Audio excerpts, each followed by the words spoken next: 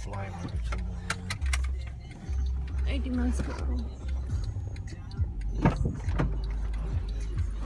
Oh my God. Hello. Uber pickup. Hello. Okay. Let's go. Ko naman kayo, nipit kayo. May prudential ek pala. Nag-stuck kami sa Waterloo. We have to turn around. Buti hindi pa close ang Westminster Bridge. Text nga sana kasi sabihin ko sana wala na kayo. Magti-train na lang ako. Ano ka? In 100 yards. May aso. Pero kausap ko lang kay kuya. Ano sabi? Eh, nagtatanong nga kung Tuloy. Mamayang hapon na lang tayo mag-barbecue kasi maulan ngayon. Hindi, i-text ko siya ngayon. Ay, paki-message na lang din kasi hanggang 11. Hanggang oras ka ba? 9 to 5? Depends. Mga 2 o'clock pwede na tayo It just mag-barbecue. depends. At lunchtime. sabi niya, Romel is coming tomorrow. Hindi ngayon. hindi ba ngayon? So bukas na lang tayo mag-ano.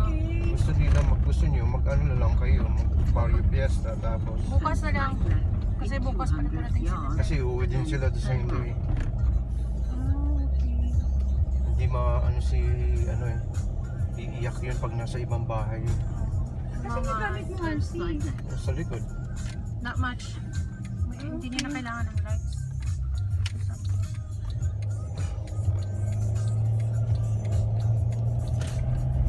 It's been a while ah. Kaya nga eh, kumusta na? O chocolate muna kayo. Love Planet. Nag-Starbucks ka ba? Hindi. Kanina sa baba ako pero bumalik ulit ako. Kumanan na kami kasi after na ng ano nga ba yun? Anong station yun? Swiss Cottage. So, ang tumbok ng Swiss Cottage, itong Hampstead Heath. So sabi ko bumaba tayo dahil sabi ko lampas na to.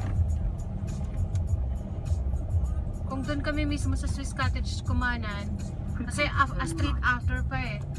Diretso namin Chalk Farm kasi pababa yun eh. Aakyat muna siya tapos pababa tapos Chalk Farm. Kaso lang na-miss namin yung ano, a street after pa.